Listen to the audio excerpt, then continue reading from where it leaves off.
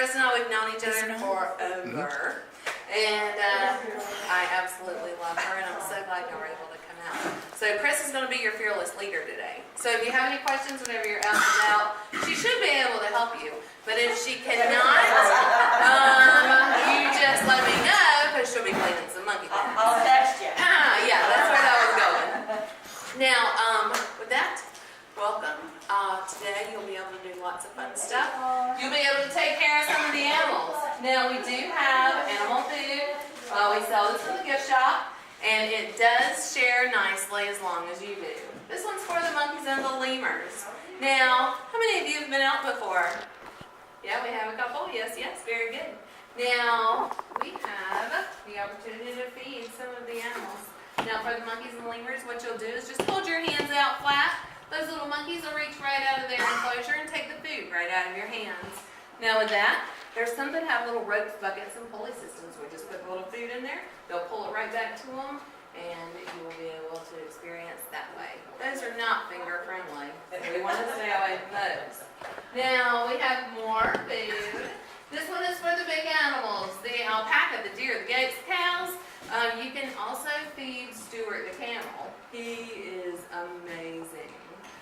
Stuart, he came to us probably about a year ago, maybe not even quite a year ago. I haven't known him at the time. But his name is Stuart, and it fits him perfect. What you'll do, don't be afraid. Put your hands out like this, and those animals, they'll eat that food right out of your hands.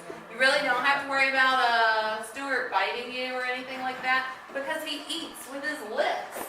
So he'll eat the food right out of your hands. Crazy cool. It is awesome. It's the best. Nilgai antelope, you can feed him as well. If you're not feeding, you can actually scratch him on either side of the face, and you can see how long his tongue is, because he'll stick his tongue right out. It is amazing. Wow. It's the little things that impress me. Now, or maybe the bigger things. Now, with that, we have more stuff to do. We have an aviary. If you have this food, you can actually feed the birds. You'll go right in, hold your hands over the green feeding station. The birds will perch right on your fingers and eat right out of your hands. It is super cool. I always just say, don't let the food get into the walkway. Not that I'm worried about one of you hurting one of the animals. That's someone walking in behind you. Okay, so with that, you get to experience all of our food. All of the feeding of the animals. Whenever they are, you get lots of benefits when those little hundred drones get kicked out of the hive. I say it has something to do with football season, but whatever. But there's no hive and there's no drones in the hive this time of year. And I said, pretty much the only thing you can do to keep that colony going is take it, put a piece of newspaper down, and put it on top of another hive. That's what we call marrying the hives. They'll start sensing one another and get the same kind of scent. And by the time they eat through that newspaper, then they are family. And they don't fight. So that keeps that hive going. And then once the spring comes, then you can separate them, and you can pull a frame that has the eggs in it. You can look at it and see. And then you'll just stick it in that box and you're golden. And the drones don't stay inside the Drones, so the drones, their only job is to kiss the queen, and that's from another hive. Now, with this, the queen, she only lays a handful of drones, and she lays on a specific spot in the bottom of the frame. So you can look, so you can always tell, like if something's wrong, you'll see a lot of drone cells. You could have a non-fertile worker bee that's laying eggs, or something's wrong with your queen, and then you just need to go ahead and re-queen. But anyway, with that, the drones, they don't do nothing. The only job they have is to kiss the queen, is mating, and they'll sense that there's a queen that's going out on a flight pattern. They'll go out. They'll join in the mating flight, and if they do have the opportunity to kiss the queen, it's not a very desirable thing because they will die. They die? They die after they mate. Wow. The drone say. I'm glad I ain't a bee. Oh. Sounds like the ideal world. The drone stop. So, I like to say, when those drones, whenever it gets a little chilly outside, they're not doing anything. Football season comes in, they're kicked back in their little football recliners, calling in their little honey order, because they can't feed themselves either. No, and they eat the worker bees. Yeah, so those little drones, they can't even feed themselves, and they're eating all of that extra honey. It's all about the survival of the queen, all of the survival of the colony, and they'll actually kick them out of the hive and let them out to fend for themselves. Now, you have to leave so much honey in there, Yes, right? you have to leave about 30 to 40 pounds of honey in the hive throughout the winter, so the bees will survive. Okay. Because if you take all their honey away, they're not going to live. Because that's the reason we're able to get so much honey is because they make so much honey. Yeah. So, and the extra honey would be in the supers, the top boxes, and you can go in and you can feel the difference. You know, whether you need what we'll do is we'll take, if some of them are a little bit low on honey, we'll actually take them from other hives and put on there. And I like to tell, especially the beginning beekeepers, what you want to do is you want to take your extra frames from this season, take them, put their super in the freezer, and then if you don't have enough honey to last, then you can always pop it right in and you'll be able to take care of your bees naturally. Yeah. Yes, sir. What happens if you piss off a bee? Oh, they will retaliate. They do not want to retaliate because if they do try to defend themselves, they will sting you and they'll die. So they definitely do not want to sting you. What happens if they sting you? The bees have a little stinger, and that little stinger has a little barb in it, a little hook. And if it goes into your flesh, if it goes into your skin, it'll actually get caught. Whenever that little bee flies away, it leaves a little portion of its body behind, and it's called the little venom sac. That little thing can pump up to 5 minutes. I know this for a fact because I've done a little bee sting therapy on my knee. They say it's good for arthritis. They say it's good for inflammation. They say it's good for a lot of stuff. I say get that stinger out as fast as you can. Just by scratching like a little dog. Scratch, scratch, scratch. And it'll pull that little stinger right out. Now, if you leave it in there, it'll keep pumping. If you smash it, or if you pinch it, it just pushes more venom in. So you definitely don't want to do any of that. Scratch, scratch, scratch. Or you can take a little business card, rub it right over, and it'll pull those little stingers right out. So if you ever get stung by a bee, or if someone else does, you'll know what to do. You can be the hero of the day. How can you tell between a honey? I just tell them they're gonna die. Bees that make honey and like other. Okay, so your wasps, the honeybees are the only ones that do produce the honey. Wasps, there's other little brown bees. They're mean. Yeah, like the yellow jackets. We do have other, like carpenter bees. They say they do, the carpenter bees do a lot of pollination. I got in trouble because I said they were no good. They were only destructive.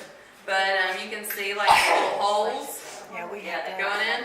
Well, my father-in-law, he saw this open, and you see the destruction that they Oh, do they're terrible. in the wood. Is that like raw? Definitely some, yeah, Wow. exactly. And the paints and stuff that they use now does not prevent these things from going into. Back in the day, I guess there were so many chemicals in the actual Lead-based paint that the bees would never go through it. You could see where they would go, like under the handrail where nobody ever painted. I had my brandy. When, Yeah, exactly. when a queen lays the eggs, how long does it take for them to reproduce? So it takes like 16 days for them. I have actually a little chart that you can see all of this fun stuff. And I do not see it at the moment. But so you're looking at about 16 days for 16 your, days? Yeah. And the reason she lays so many eggs is because, and this is during the major honey flow. This is during the nectar source. Whenever the pollen comes in, whenever the nectar sources come in, your queen actually will start laying more eggs. And she can lay up to 2,000 eggs a day. This isn't like all the time. During the winter, she hardly lays any eggs. But the workers, they actually start working when they're 3 hours old. They'll go in, they'll turn into the little janitor bees. Where they go in, they'll start cleaning the hive, making sure that the queen is nice and happy. Then whenever they turn 5 days old, they'll actually get a new job. They'll turn into the nurse bees, where they go in, they feed the larvae, they feed the drones, they feed everyone that cannot feed themselves. Then they'll go in, they turn into the little construction workers whenever they turn 10 days old. Now, whenever they're in that construction zone, obviously they put their little hats on, but they'll go in and whenever they eat the honey, their little glands in their abdomen start working. It's called the wax glands. Little pieces of beeswax come right out of their little bellies. They'll start chewing it up and they form the perfect little cells. Now that will be the honeycomb. See, all my stuff's moving around. But anyway, so that's the honeycomb, and it'll be the frames the little frames in the hive that you see over there. Each little cell is absolutely perfect. If it's not perfect, the queen can't lay her eggs in it, or the other bees can't bring in the nectar to make the honey. It doesn't stop there. Whenever those little girl bees, whenever they turn 18 days old, they turn into little guard bees, where they stand in front of their hive and they make sure no one goes in that hive that shouldn't be there. That's the reason we never walk in front of that hive. We always go to it to the side, and we never throw anything at those hives, because those little girl bees are always on guard. If they sense something's going on that shouldn't be going on outside that hive, they'll go in, they'll release a little pheromone. It's kind of like spraying a perfume.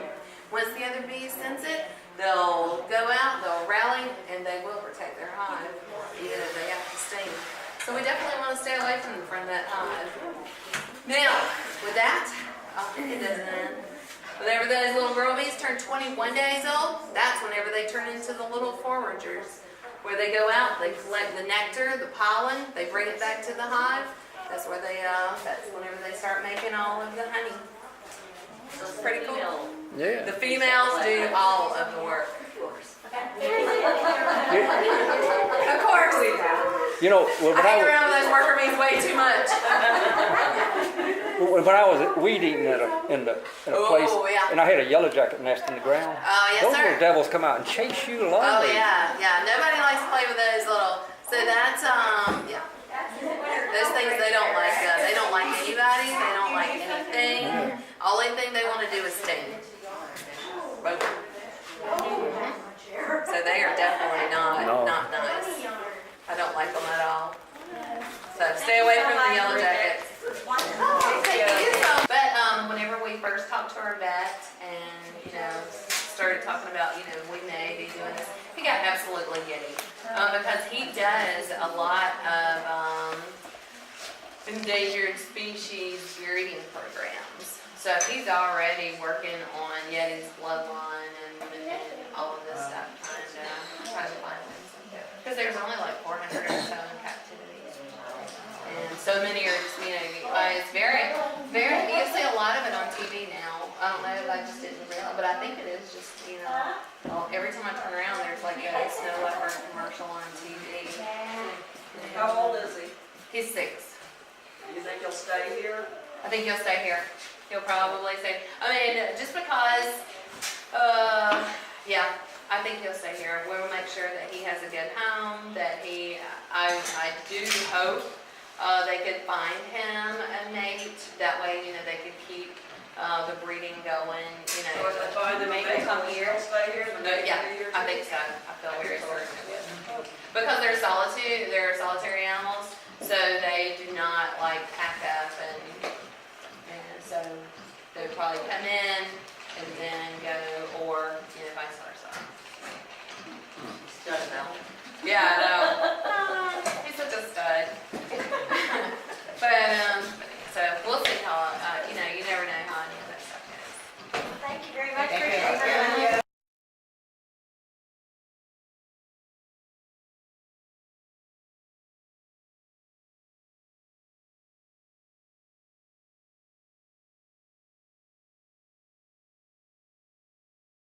Come out right, maybe yeah. it gets digested differently than. Hey.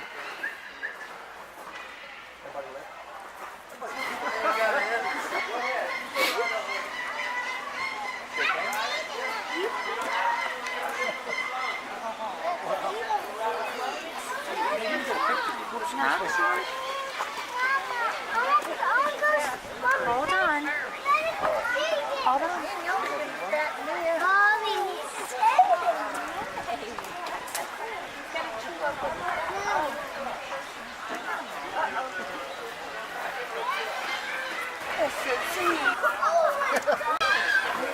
He's not interested. He's trying to get the one on the ground.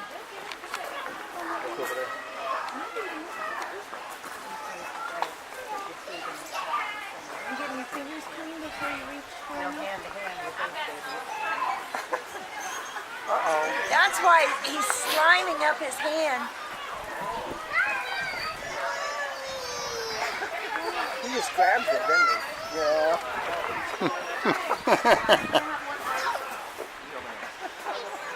He doesn't. Oh, are those your new jeans? No, these are the. Good.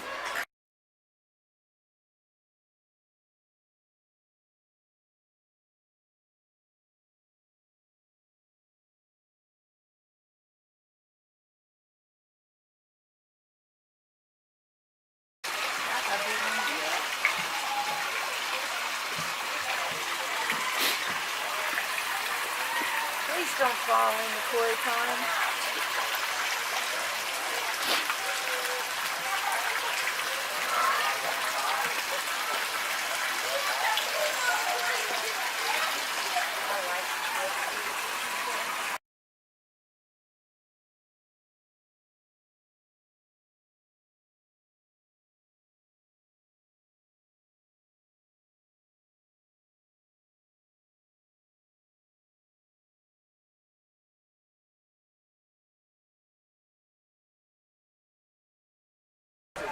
I know they've had too much. People feed them too much. He's looking at his hand. No, he doesn't want any. That one does. There you go.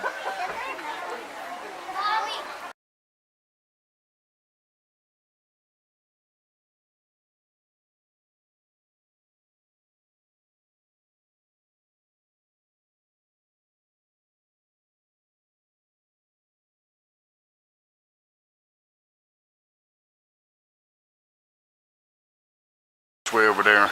Kitty, kitty, kitty, kitty, kitty. Kitty, kitty, kitty, kitty, kitty. He's skinny. What kind of cat is he? African Serval cat? Cool looking.